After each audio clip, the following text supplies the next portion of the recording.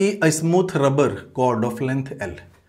कोई रबर की कॉर्ड है, ये जो येलो कलर की दिख रही है ना, this is rubber cord, L लंबाई की कॉर्ड है। फोर्स कांस्टेंट इसका K गिवन है, ओके। फोर्स कांस्टेंट की वैल्यू K गिवन है। Is supported from a point O, यहाँ से सपोर्टेड है यानी यहाँ से फिक्स किया गया, of ceiling and at its other end a light support B is fixed. कह रहा है कि दूसरे वाले एंड पे एक सपोर्ट बी को फिक्स किया गया, okay.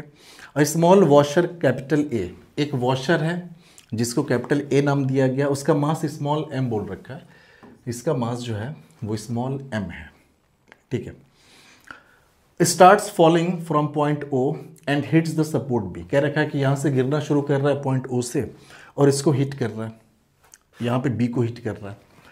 Neglect mass of cord, find the maximum elongation in cord. कह रखा है कि आप इस कॉर्ड के मास को नेग्लेक्ट मानिए, बताइए कि जब ये हिट कर रहा होगा वॉशर इसको, तो मैक्सिमम इस रबर में कितने का एलोंगेशन आएगा, हमें ये पता करना है, ठीक है। चलो मान लेते हैं कि इस रबर कॉर्ड में ये जो वॉशर है वो यहाँ से चलना शुरू किया है वॉशर ने, और फाइनली जब आके इसको हिट करेगा तो ये वाला हिस्सा है ये कुछ ऐसे हो गया, नीचे आ गया इतना। हम मान लेते हैं कि जो बी यहाँ पे हुआ करता था, बी यहाँ पे आ गया, मतलब इतना नीचे आ चुका है एक्सटेंशन की वजह से। इस एक्सटेंशन को चलो हमने नाम दे दिया एक्स। जो वॉशर ए है, वॉशर आपका ए यहाँ पे होगा, ठीक है, ये सीन है। आपको यही पता करना है कि एक्स की वैल्यू जो है वो कितनी होगी।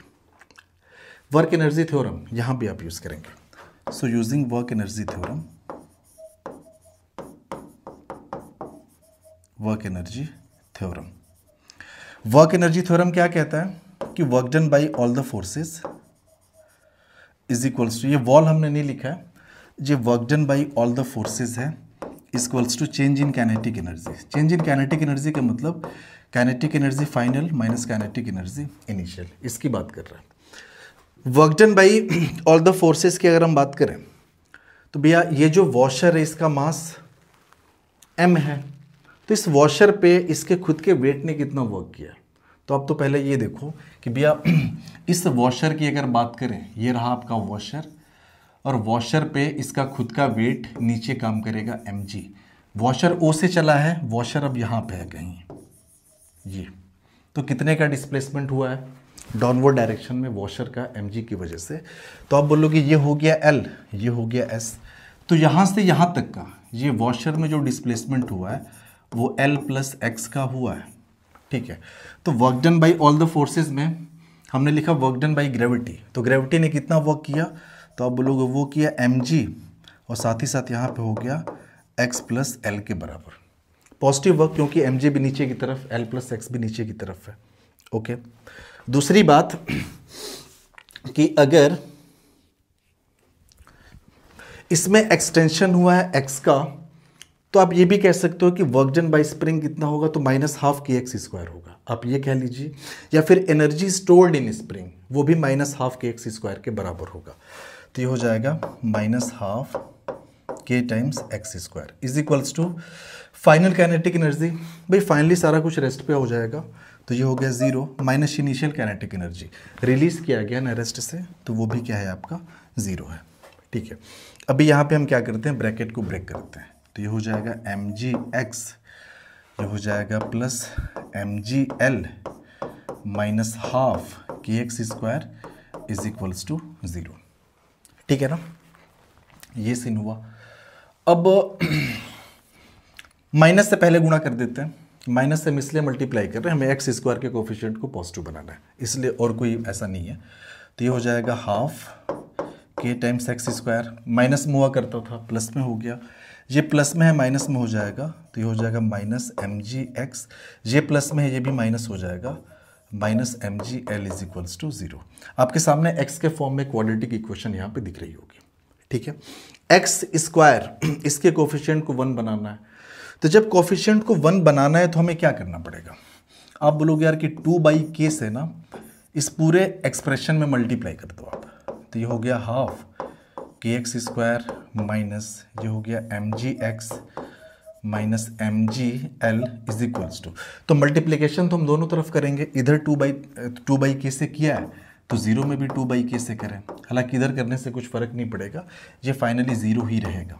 ठीक है, इधर मल्टीप्लाई करें, टू से टू कट गया, के से के कट गया, यहाँ पे मिला एक्स स्क्वायर माइनस, ठीक है, यहाँ पे हो जाएगा two M G X divide by K. ठीक है, टू बाई के का इसमें मल्टीप्लाई होगा तो हो जाएगा two M G L divide by K is equals to क्या हो गया, जीरो। ये क्वाड्रेटिक इक्वेशन मिली हमारे सामने। इसको अगर हम कंपेयर करें A X square plus B X plus C बराबर जीरो से, इससे कंपेयर करें तो ए की वैल्यू कितनी हो गई, एक्स स्क्वायर का कोफिशिएंट यहाँ पे वन है तो ए बराबर वन हो गया, बी यानी एक्स का कोफिशिएंट, तो आप बोलोगे यार कि एक्स का कोफिशिएंट तो ये है ना, एक्स का कोफिशिएंट हो जाएगा minus two M G by K, साथ ही साथ सी जो कांस्टेंट टर्म है वो सी होता है, तो सी आपका है minus two M G L divide by K. हमें एक्स निकालना है, कोई दिक्कत नहीं, अपना क्वाड्रेटिक फॉर्मूला यूज़ करिए, तो x इज इक्वल्स टू आप ऐसे लिखते हो ना, minus B plus minus under root of B square minus four A C divide by two A. चलो वही करते हैं। सो माइनस बी की वैल्यू कितनी है, तो ये है, तो माइनस, और ये पहले से ही माइनस है तो माइनस माइनस प्लस हो गया, two M G divide by K plus minus B square minus four A C, तो b की वैल्यू ये रखो तो इसका स्क्वायर करना है, तो ये हो जाएगा टू टू जा four M square G square divide by K square, तो ये हो गया B square minus four, A की वैल्यू तो वन है तो वन लिखो ना लिखो क्या फ़र्क पड़ता है, चलो लिख ही देते हैं, इंटू सी, सी की value minus two M G L by K है, तो माइनस, और ये पहले से माइनस से प्लस हो जाएगा, ये हो गया two M G L divide by के।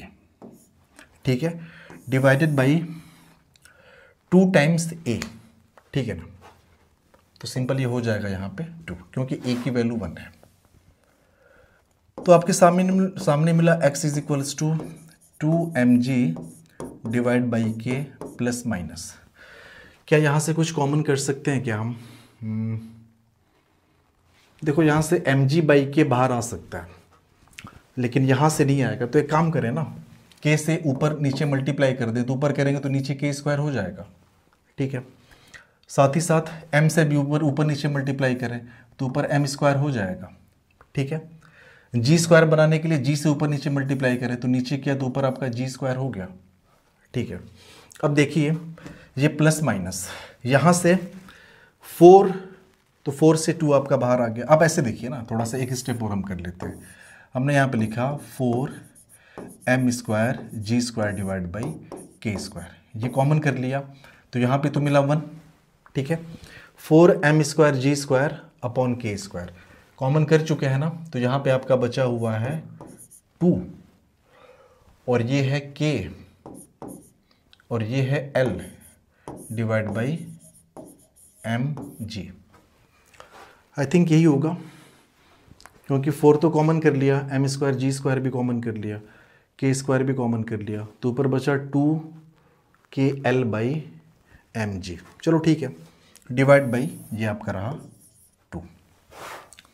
सो x इज इक्वल्स टू ये 2mg डिवाइड बाई के, ये प्लस माइनस, अब देखो 4 से 2 बाहर आ गया रूट के, m स्क्वायर से m बाहर आ गया, g स्क्वायर से g बाहर आ गया, k स्क्वायर से k बाहर आ गया, और अंदर आपका बचा 1 plus 2KL divide by m into G, और ये हो गया डिवाइडेड बाई 2।